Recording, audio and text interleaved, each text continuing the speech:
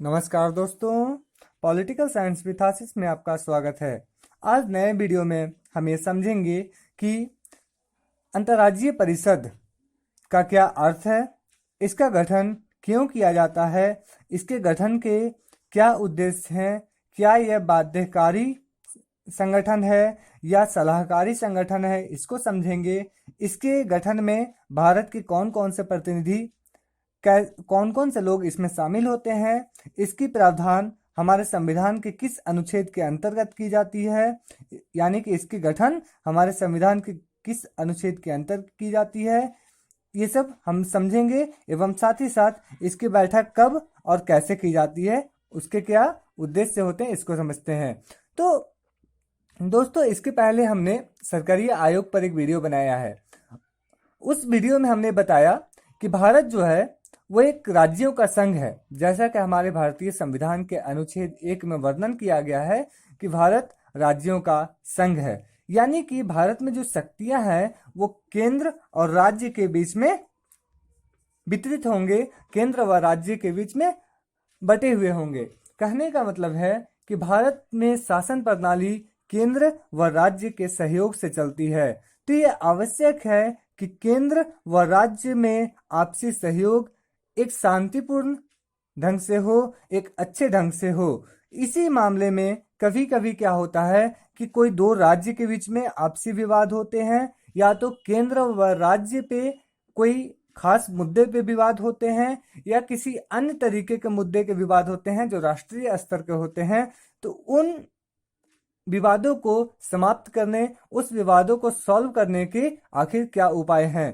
तो इन चीजों के लिए सरकारी आयोग जो 1983 में गठित किया गया था एवं 1987 में उन्होंने अपनी रिपोर्ट केंद्र सरकार को सौंपी थी, जिस रिपोर्ट को 1988 में प्रकाशित किया गया था, उसमें प्रावधान किया गया था कि भारत में एक इंटर स्टेट काउंसिल होना चाहिए, जिसका गठन आर्टिकल 263 के तहत हो। जैसा कि हमारे संविधान के आर्टिकल 263 में स्पष्ट तौर पे कहा गया है कि भारत में प्रेसिडेंट को यह अधिकार प्राप्त है कि वे आर्टिकल 263 के तहत अंतर्राज्यीय परिषद का गठन कर सकते हैं।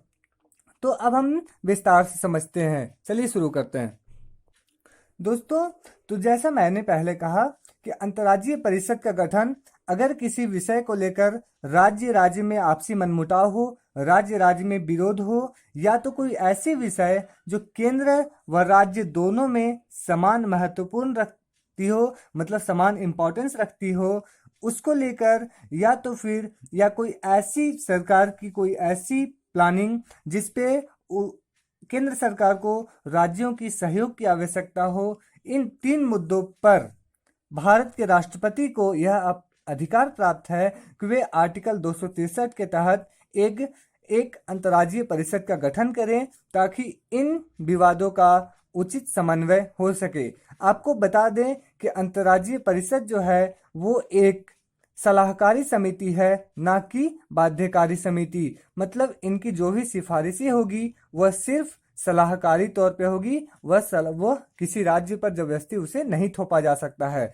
आपको बता दें कि इन मुद्दों पर सुप्रीम कोर्ट को भी निर्णय लेने का अधिकार प्राप्त है। आर्टिकल 131 में 131 में स्पष्ट तौर पे ये कहा गया है कि अगर कहीं दो राज्यों के बीच मतभेद हो, केंद्र राज्य के बीच मतभेद हो, तो सुप्रीम कोर्ट उस पर अपना निर्णय दे सकता है और वो निर्णय सभी के ऊपर बाध्यकारी होगा। मतलब आर्टिकल 263 के तहत जो अंतर्राज्यीय परिषद का जो प्रावधान होगा वह सिर्फ सलाहकारी है, जबकि आर्टिकल 131 के तहत जो सुप्रीम कोर्ट अपना सलाह देगा वो बाध्यकारी है। अब हम लोग समझते हैं कि अंतर्राज्यीय परिषद का गठन कैसे होता है। दोस्तों, तो सरकारी आयोग ने जो अपना 1988 में जो अपना रिपोर्ट सौंपा था, उस रिपोर्ट के आधार पर सबसे पहले अंतर्राज्यीय परिषद का गठन सन 1990 में जनता सरकार के शासनकाल में हुई थी, जब प्रधानमंत्री वीपी सिंह थी। इस गठन में यह प्रावधान किया गया कि इसमें देश के पीएम शामिल होंगे, जो इसके अध्यक्ष होंगे, जो इसके चेयरमैन होंगे। इसके बाद वो सारे राज्य देश के जहाँ पे विधानसभा है, वो सारे देश राज्य के जहां पर विधानसभा है एवं वो सारे यूटीज जहां पे विधानसभा है, उसके चीफ मिनिस्टर इसमें शामिल होंगे, उसके मुख्यमंत्री शामिल होंगे।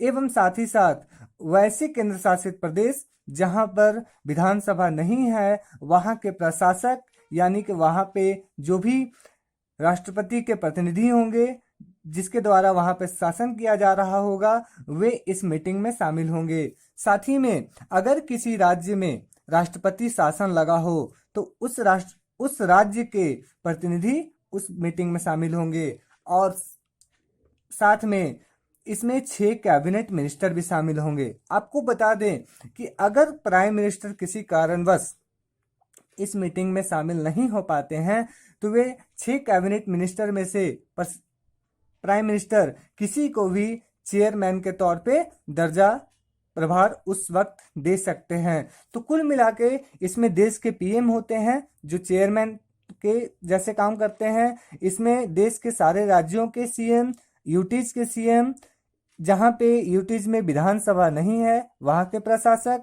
जिन राज्यों में राष्ट्रपति शासन लगा हुआ है उन राज्यों के प्रशासक के साथ साथ 6 अन्य कैबिनेट मिनिस्टर भी होते हैं।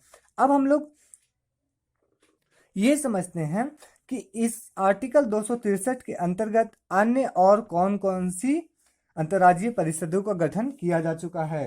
तो इसमें केंद्रीय स्वास्थ्य परिषद, कौन सा? केंद्रीय स्वास्थ्य परिषद,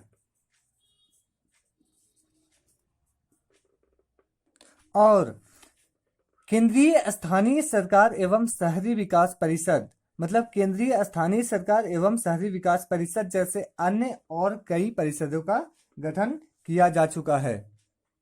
तो दोस्तों, अंतर्राज्यीय परिषद की जो बैठक की जो प्रावधान है वो वर्ष में 1 साल में 3 बार का प्रावधान है। साथ ही में इसकी जो बैठक होगी वो पूरी तरह से पारदर्शी बैठक होगी। पारदर्शी करने का मतलब यह है कि उस बैठक में क्या बातें हुई, क्या निर्णय हुई, वे देश के सभी राज्यपाल, सभी मुख्यमंत्री को ये जानने की पूरी स्वतंत्रता है। साथ ही में इस अंतर्राज्यीय परिषद में जो भी निर्णय ली जाएगी वो एकमत से ली जाएगी, मतलब बहुमत से सभी की सिफारिशों के बाद ही ली जाएगी।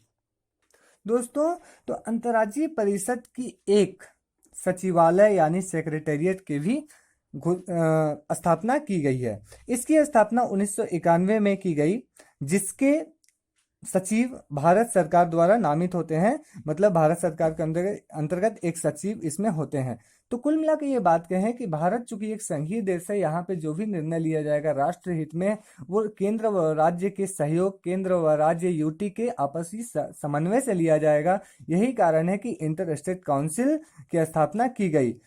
तो हम ये पूरी टॉपिक में ये समझ लिए कि अंतर्राज्यीय परिषद क्या है, अंतर्राज्यीय परिषद के उद्देश्य क्या है, अंतर्राज्यीय परिषद के गठन एवं उनमें कौन कौन होते हैं, आर्टिकल 263 क्या कहता है। फिर से बता दें, आर्टिकल 263 263 के अंतर्गत यह प्रावधान है कि राष्ट्रपति जब जरूरत महसूस करे वह एक अंतर्राज्यीय परिषद का गठन कर सकते हैं। एवं आर्टिकल 131 ये कहता है कि अगर देश में कोई आपसी मुद्दा हो, कोई दो राज्य केंद्र राज्य के बीच में मुद्दा हो, इस पर सुप्रीम कोर्ट अपना निर्णय ले सकता है और वो जो निर्णय सुप्रीम कोर्ट के द्वारा होगा वो बाध्यकारी होगा, जबकि जो अंतर्राज्यीय परिषद के द्वारा जो निर्णय होगा वो मात्र एक सलाहकारी होगा।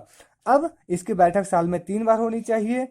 साथ ही में इसकी बैठक पूरी पारदर्शिता के साथ होनी चाहिए, मतलब उस बैठक में क्या हुआ वो सब जान सकते हैं।